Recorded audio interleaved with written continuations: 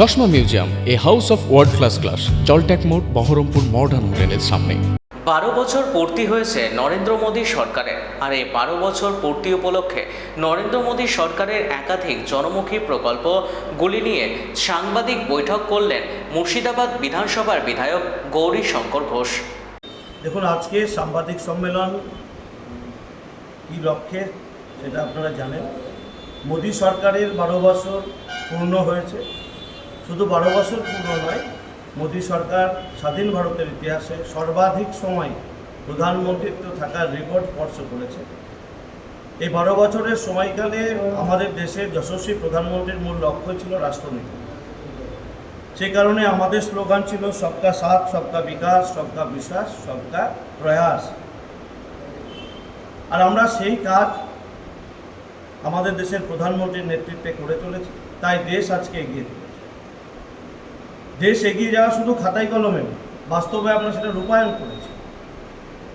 আমাদের অর্থনীতি মজবুত হয়েছে, আমরা বিদেশ নীতিতে স্বাবলম্বী হয়েছি, আমরা সামরিক শক্তিতে বলীয়ান হয়ে উঠেছি। আজকে সারা বিশ্ব ভারত কি সিদ্ধান্ত নিচ্ছে সেই দিকে লক্ষ্য রাখে, ভারতকে অনুকরণ করার চেষ্টা করে। একটা সময় আমাদের দেশ আমেরিকা, চীন যা বলতো বা রাশিয়া বলতো সেগুলো শুনতে বাধ্য হতো, কিন্তু আজকে ভারত যেটা বলছে, পৃথিবীর বড় বৃহৎ রাষ্ট্র, আজকে সেটা মেনে নিতে বাধ্য হচ্ছে বিশ্ব শান্তিতে। তাই আমরা সার্বিকভাবে শুধু দেশ নির্মাণ নয়, শুধু রাষ্ট্র নির্মাণ নয়, বিশ্বকেও নেতৃত্ব দেওয়ার মতো জায়গায় মোদীজির নেতৃত্বে দেশ আজকে পৌঁছে গেছে। তাই মোদীজি আজকে শুধু ভারতবর্ষের প্রধানমন্ত্রী নয়, তিনি বিশ্ব নেতা হিসেবে আজকে উঠে এসেছে। এটা আমাদের গর্বের বিষয়, ভারতবর্ষের বিষয়। আমাদের সরকার 12 বছরে বিভিন্ন ধরনের উন্নয়নমূলক কাজ, সব ক্ষেত্রে, যুবদের ক্ষেত্রে, মহিলাদের ক্ষেত্রে, কৃষক শ্রমিকের ক্ষেত্রে,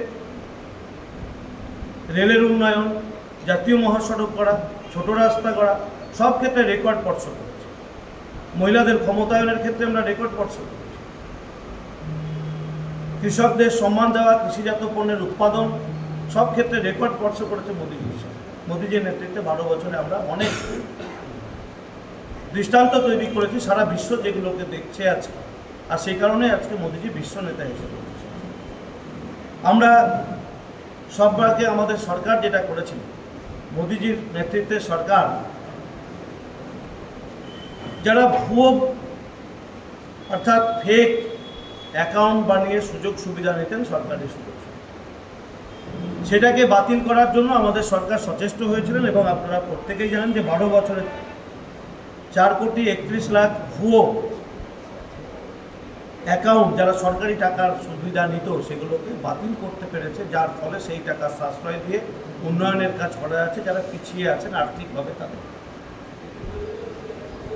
আমাদের প্রধানমন্ত্রী 2014 সাল থেকে শুরু করে আজ পর্যন্ত 25 কোটি মানুষকে দারিদ্র্য সীমার উপরে তুলে আনতে সমর্থ হয়েছেন সবকা সাথ, সবকা বিকাশের লক্ষ্যকে বাস্তবায়িত করার মধ্যে। 25 কোটি মানুষ 2014 থেকে 26 সালের মধ্যে দারিদ্র্য সীমার উপরে উঠে এসেছেন সরকারের উন্নয়নমূলক কর্মসূচির জন্য। আমাদের সরকার 12 বছরে গরিব কল্যাণ যোজনার মধ্যে দিয়ে 31 কোটি মানুষের কাছে বিনামূল্যে রেশন সামগ্রী পৌঁছে দিয়েছে। এখনও সেই রেশন সামগ্রী পৌঁছচ্ছে। 29 সাল পর্যন্ত প্রধানমন্ত্রী ঘোষণা করেছেন 81 কোটি মানুষের ঘরে বিনামূল্যে রেশন পৌঁছাবে। 32 কোটির বেশি মহিলাকে আমরা জনধন যোজনার মাধ্যমে যুক্ত করতে পেরেছি এবং তাদেরকে সুযোগ সুবিধা দেওয়া হয়েছে।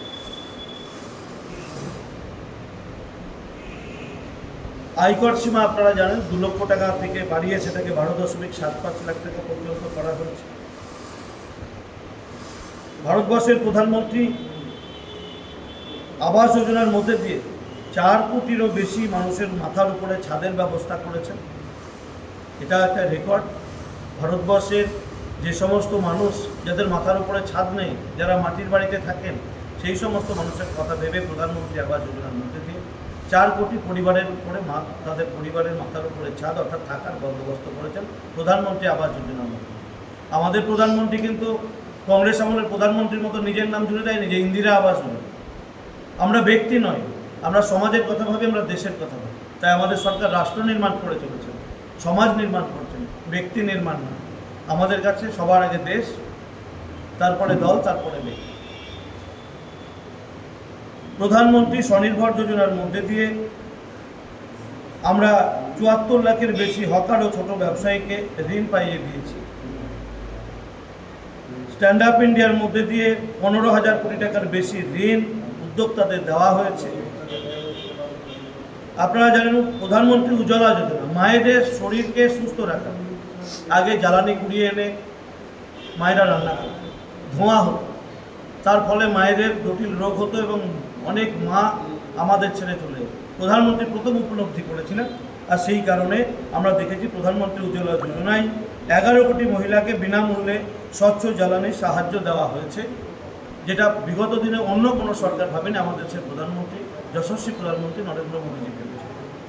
লাখপতি দিদি আপনারা নাম শুনেছেন, যে মহিলাদেরকে স্বনির্ভর করার জন্য 3 কোটিরও বেশি মহিলা লাখপতি দিদির সুবিধা অর্জন করেছেন। অর্থাৎ মহিলাদের স্বনির্ভর, মহিলাদের ক্ষমতায়নে আমাদের প্রধানমন্ত্রী যে জোর দিয়েছেন, তার একটা দৃষ্টান্ত হচ্ছে 3 কোটিরও বেশি মহিলা লাখপতি দিদি যোজনার সুবিধা পেয়েছে। শুধু সেটুকুই নয়, সুকন্যা সমৃদ্ধি যোজনায় 4.5 কোটি আমরা অ্যাকাউন্ট খুলতে পেরেছি মহিলাদের জন্য।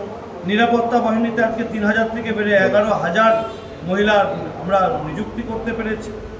আমরা মোদী সরকারের যোজনায় আমরা দেখতে পাচ্ছি যে এই সময়কালে ইন্দ্রধনুষ মিশন, শিশুদের টিকাকরণ, এই যে শিশুদেরকে জটিল রোগ থেকে মুক্তি দেওয়া, বা বিগত দিনে আমরা দেখেছি যে ভারতবর্ষের টিকাকরণ সঠিকভাবে হতো না বলে বয়স বাড়ার সঙ্গে সঙ্গে বিভিন্ন জটিল রোগে আমরা আক্রান্ত হতাম। মোদীজির নেতৃত্বে আমাদের সরকার ইন্দ্রধনুষ প্রকল্পের মধ্যে দিয়ে 5.4 কোটির বেশি শিশুকে বিনামূল্যে টিকাকরণের সুবিধা পাইয়ে দিয়েছে। এটাও বিগত দিনে কোনো সরকার ভাবেনি। মোদীজির নেতৃত্বে ভারতীয় জনতা পার্টির সরকার, এনডিএ সরকার সেই কাজ করেছে। স্বচ্ছ ভারত মিশন, তার মধ্যে দিয়ে আমরা স্বচ্ছতা অভিযান করেছি। এই স্বচ্ছতা অভিযান আজকে সারা বিশ্ব এটাকে অনুকরণ করেছে। 12 কোটির বেশি আমরা শৌচাগার নির্মাণ করতে পেরেছি স্বচ্ছ ভারত মিশনের মধ্যে। আজকে মাঠে ঘাটে মানুষ তাদের মলমূত্র ত্যাগ করতেন। মোদীজি দরিদ্র মানুষের জন্য 12 কোটি মানুষকে আজকে সহযোগিতার মধ্যে দিয়ে স্বচ্ছ ভারতের আওতায় টয়লেট নির্মাণ করে দিয়েছেন। আপনারা জানেন বিগত দিনে এই পশ্চিমবাংলার তৃণমূলের সরকার কেন্দ্র সরকারের এই যোজনাকে চুরি করে নিজেদের নামে চালাতেন। তারা নির্মল বাংলা নাম দিয়েছিলেন। এটা একটা কেন্দ্রীয় সরকারের প্রকল্প, মোদীজির নেতৃত্বে এই প্রকল্প বাস্তবায়িত হয়েছে। জল জীবন মিশন আপনারা জানেন 16 কোটিরও বেশি পরিবারের বিশুদ্ধ পানীয় জল পৌঁছে দেওয়া সম্ভব হয়েছে। বাংলাতেও এই প্রকল্পের টাকা এসেছে, কিন্তু বিগত দিনে যে সরকার ছিল মমতা ব্যানার্জির নেতৃত্বে তৃণমূলের সরকার, তাদের দুর্নীতি, কাটমানি, তোলাবাজির জন্য বাংলার মানুষের ঘরে জল জীবন মিশনের সুবিধা পৌঁছায়নি। বর্তমানে সরকার পরিবর্তন হয়েছে। আমাদের বাংলায় নতুন মুখ্যমন্ত্রী সম্মানীয় শুভেন্দু অধিকারীর নেতৃত্বে সরকার কাজ শুরু করেছেন। আগামী অল্প দিনের মধ্যে জল জীবন মিশনের সুবিধা বর্তমান মুখ্যমন্ত্রী শুভেন্দু অধিকারীর নেতৃত্বে বাংলার মানুষের ঘরে পৌঁছে যাবে। যেভাবে দেশে 16 কোটি পরিবারে পৌঁছেছে, বাংলারও কোটি কোটি পরিবারে সেই জল জীবন মিশনের সুবিধা সম্মানীয় শুভেন্দু অধিকারীর নেতৃত্বে আমাদের ঘরে ঘরে পৌঁছে যাবে। বিজেপি সরকার সৌভাগ্য যোজনার মধ্যে দিয়ে বিদ্যুতায়ন 100% গ্রামে পৌঁছে দিতে পেরেছে। আপনারা জানেন একটা সময় গ্রামে বিদ্যুৎ ছিল না, শহরেরও বিভিন্ন জায়গায় বিদ্যুৎ ছিল না। আমাদের মাননীয় সভাপতি রয়েছেন, তার বাড়িতেও এই শহর মুর্শিদাবাদ মিউনিসিপ্যালিটি এলাকায় 2000 সালেও সব ওয়ার্ডে বিদ্যুৎ ছিল। আজকে মোদীজির নেতৃত্বে সৌভাগ্য যোজনায় 100% গ্রামে বিদ্যুতায়ন সম্ভব হয়েছে। আমরা কিছুদিন আগেই পরিবেশ দিবস আপনারা সবাই দেখেছেন, প্রধানমন্ত্রী আহ্বান জানিয়েছিল যে পরিবেশ দিবসে আমাদেরকে গাছকে লাগাতে হবে, গাছকে বাঁচাতে হবে। মায়ের নামে একটি গাছ রোপণের সিদ্ধান্ত নিয়েছিলেন। শুধু রোপণ নয়, তাকে সযত্নে লালন পালনের কথাও সেদিন বলেছে। এর লক্ষ্য ছিল পরিবেশকে বাঁচিয়ে রাখা, উষ্ণায়নের হাত থেকে বিশ্বকে যেমন বাঁচাতে চাইছে, দেশকে আমরা বাঁচাতে চাইছি। পুজো দিয়েছি, ঈশ্বরের কাছে প্রার্থনা করেছি মোদীজির নেতৃত্বে এই ভারত জগৎ সভার শ্রেষ্ঠ আসনে বসুক, সমৃদ্ধশালী ভারত, শক্তিশালী ভারত সারা বিশ্বকে দিশা দেখায়। এটাই আমাদের সংকল্প। রাষ্ট্র নির্মাণ এবং বিশ্ব ভ্রাতৃত্বকে সামনে রেখে মোদীজির সরকার এগিয়ে চলেছে। আগামী দিনে আরও এগিয়ে যাবে। বিশ্বে ভারতবর্ষ 1 নম্বর স্থান দখল করে ভারত মা তাকে জগৎ সভার শ্রেষ্ঠ আসনে বসাবে। এটাই আজকে আমাদের সাংবাদিক সকলে বলার ছিল। এটুকুই আমার পক্ষ থেকে বললাম। সকলকে ধন্যবাদ। যদি প্রশ্ন থাকে